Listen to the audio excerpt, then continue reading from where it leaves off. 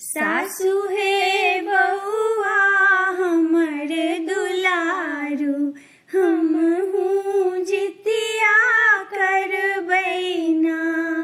पुतहु है पावन अछि बड़ भारी, आहाँ कोना के करबैना।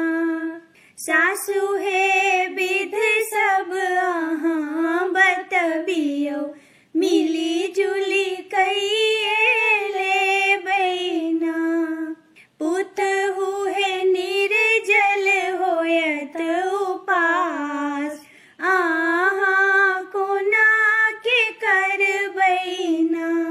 सासु है निर्जल हम रहि लेबै, डाली कोना सजेबैना।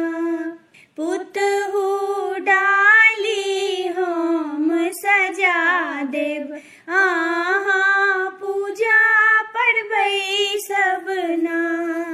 सासु है जितवाहन के पूजा में हम की सब मंगबैना।